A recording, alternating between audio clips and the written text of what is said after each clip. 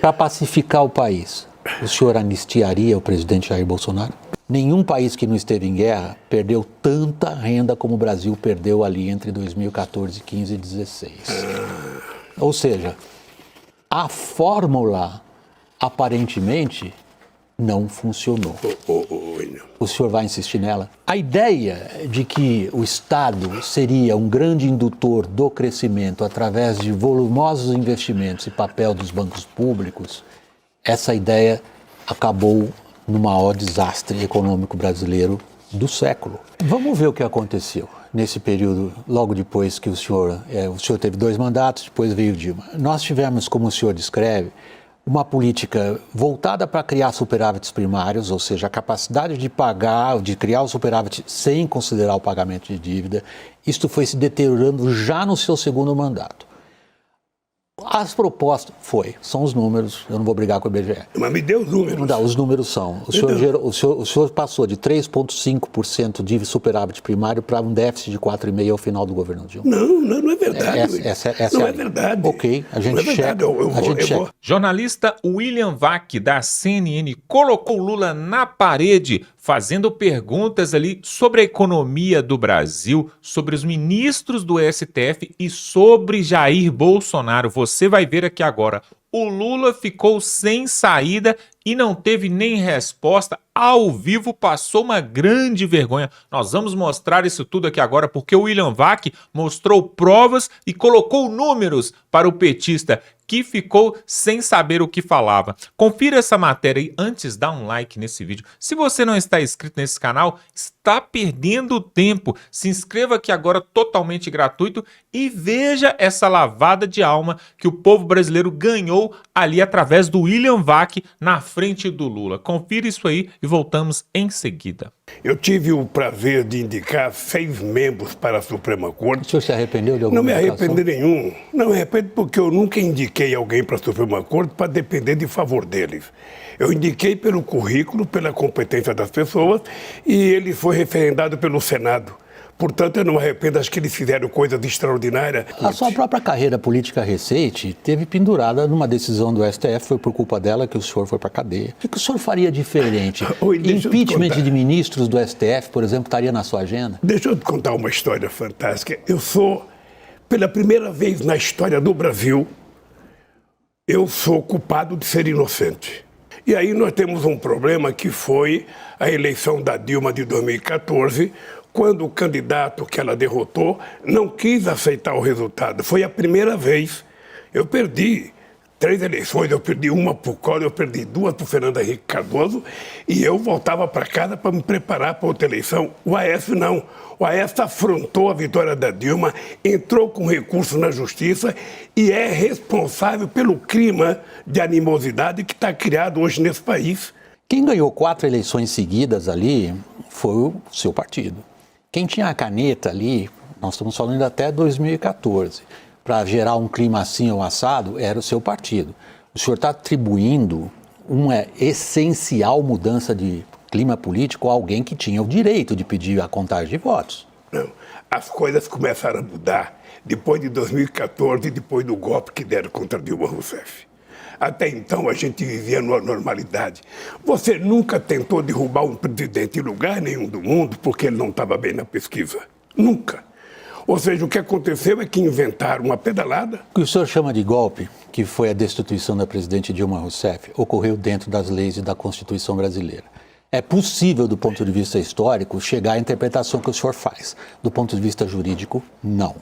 A outra colocação que o senhor faz a respeito de quem são os responsáveis pelo clima atual, a gente pode, de novo, do ponto de vista histórico, debater durante um longo tempo.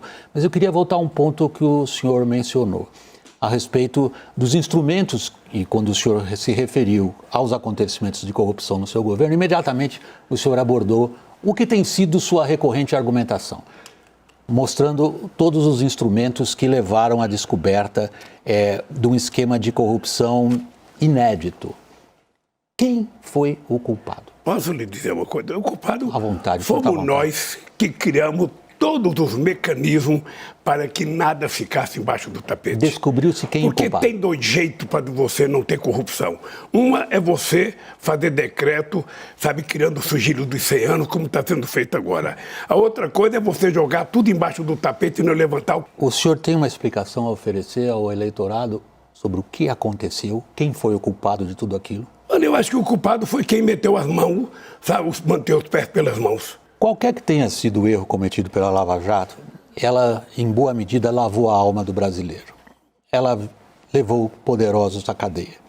Ela descobriu e enunciou esquemas de corrupção inéditos no seu alcance e na sua profundidade e na sua ramificação. Isso ocorreu no seu período ou no período do seu partido.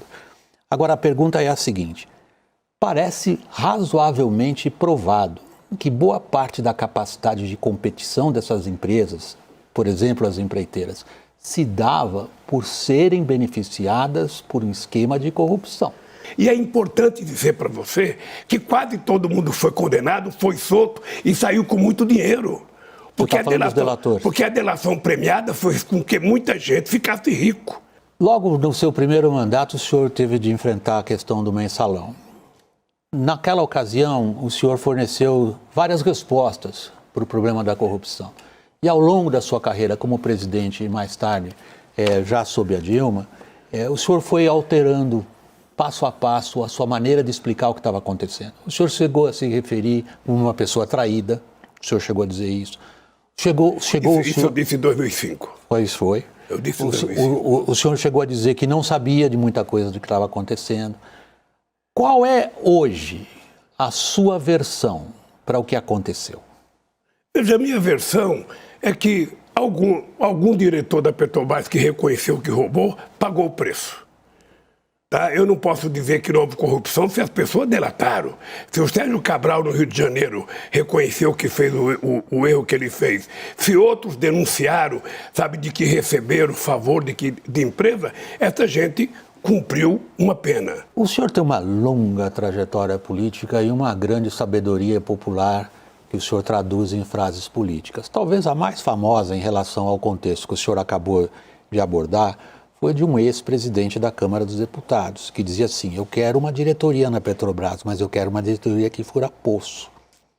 Nós temos uma tradição de partidos políticos loteando entre si cargos em estatais e autarquias e órgãos federais. Isto faz parte da história do Brasil, fez parte da sua história. De novo, nós estamos de novo na mesma situação. E fará parte da sua história se você for presidente da República. Não, eu não tenho essa veleidade, nem essa pretensão, nem sirvo para isso. Deixa eu falar uma coisa. Só completar a pergunta. Desculpe minha falta de cortesia. Pelo amor de Deus, não quero aqui parecer agressivo nem interrompê-los. Eu só gostaria de pontuar o seguinte. Sim, houve lotamento político nas diretorias da Petrobras. O senhor não sabia disso? Deixa eu lhe falar uma coisa. Acontece na democracia de qualquer país do mundo. Quando você ganha uma eleição, você faz uma composição para ganhar as eleições. O STF, um super protagonista. O Legislativo partiu para cima do presidente e lhe tirou grande parte dos poderes. Agora, o ponto que eu gostaria de abordar, nesses 20 anos, quebrou um contrato social brasileiro. O contrato social brasileiro foi: vamos construir um estado de bem-estar social. Para isso nós temos que promover gastos públicos e nós quebramos. Nós não conseguimos montar um estado de bem-estar social ao longo desses 20 anos. O que o senhor pretende, por exemplo, tem trazido a público em termos de programas de transferência de renda, valorização do salário mínimo, de onde o senhor vai buscar recursos? Não fale isso comigo, não. Deixa eu te falar uma coisa. Hoje, você já parou para pensar quanto que é a dívida pública dos Estados Unidos? Quanto que é a dívida pública da Inglaterra? Quanto que é a dívida pública da Itália? Quanto que é a dívida pública do Japão? Olha, não tem problema você ter uma dívida se você tiver capacidade de fazer essa dívida para fazer investimento e não para fazer custeio.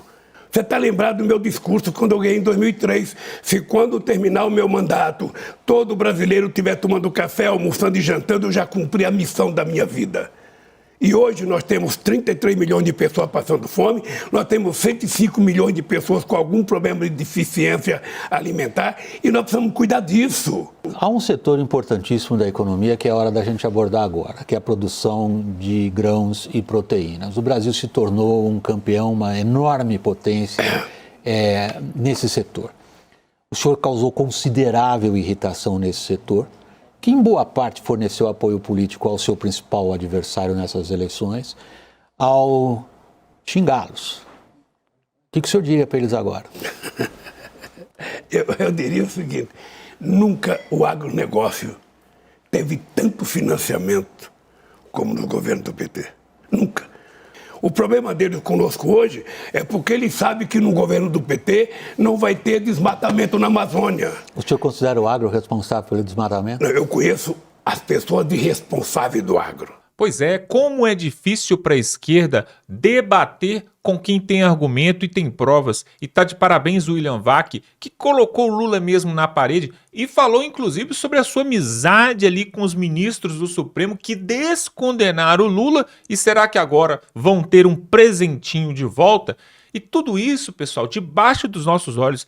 E o Lula ficou sem saída também quando foram falar ali dos seus amigos, que foram descondenados também e tiveram que devolver dinheiro. Aqueles que participaram da Lava Jato ali e que inclusive foram altamente beneficiados pelo dinheiro do povo brasileiro que escorreu e foi por ralo abaixo.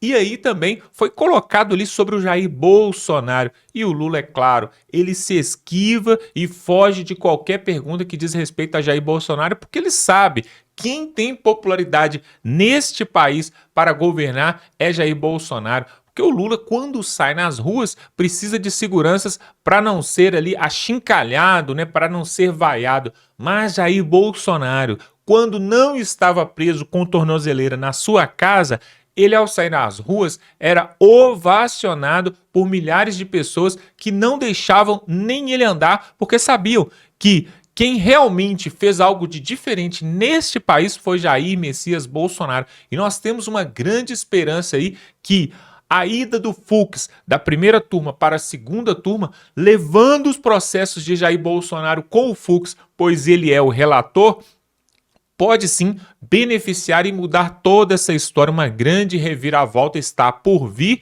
e o Moraes não tem como fazer nada, porque está na lei, está na Constituição e agora o Fux pode ser o grande salvador da pátria, trazendo o Bolsonaro de novo à liberdade e mais, estando elegível para disputar em 2026.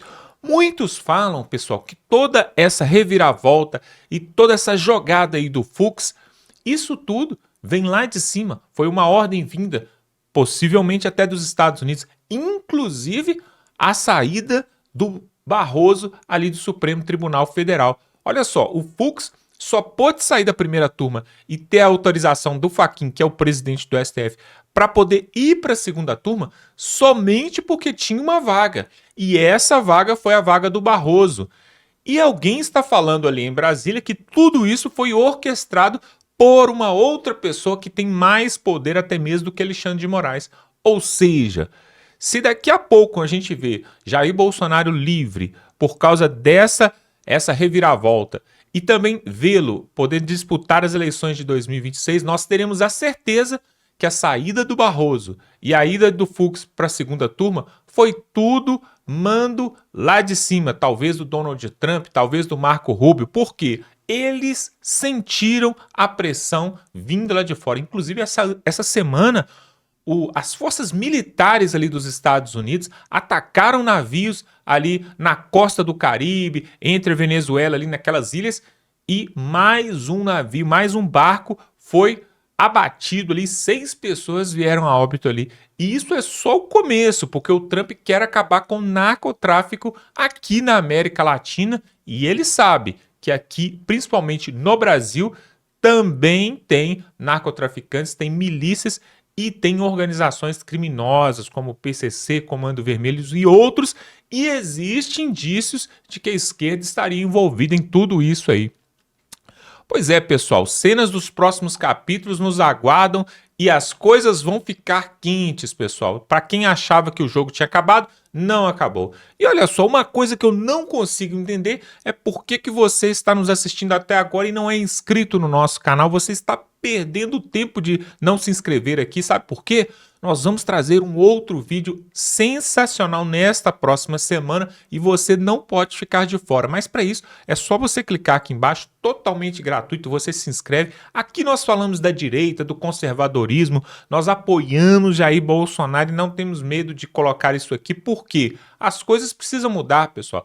Não há mal que dure para sempre e nós acreditamos que tudo pode mudar. Se o Lula estava preso, ficou 582 dias, condenado em 3 instâncias, 5 processos e por causa de 9 juízes ele conseguiu sair e se tornar presidente, tudo pode mudar e Jair Bolsonaro também, que está ali preso na sua casa ali com a tornozeleira na canela, pode também sair de lá e quem sabe ano que vem comemorar aí estando de volta à presidência do Brasil. Pode acontecer de tudo. Pode também o Lula ganhar o quarto mandato e ficar até 2030. Tudo pode acontecer, pessoal. O Brasil não é para amadores. No Brasil, nós não nos assustamos com mais nada. Tudo pode acontecer. Então, se inscreve aqui no canal para ver outras matérias como essa.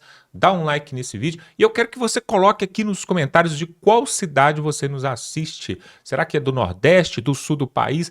Temos pessoas até de fora do país. Temos pessoas de Portugal, dos Estados Unidos, do Japão. Coloque aqui nos comentários da onde você está nos assistindo para que a gente possa saber até onde a nossa voz está chegando, tá bem? Vamos ficando por aqui e até a próxima.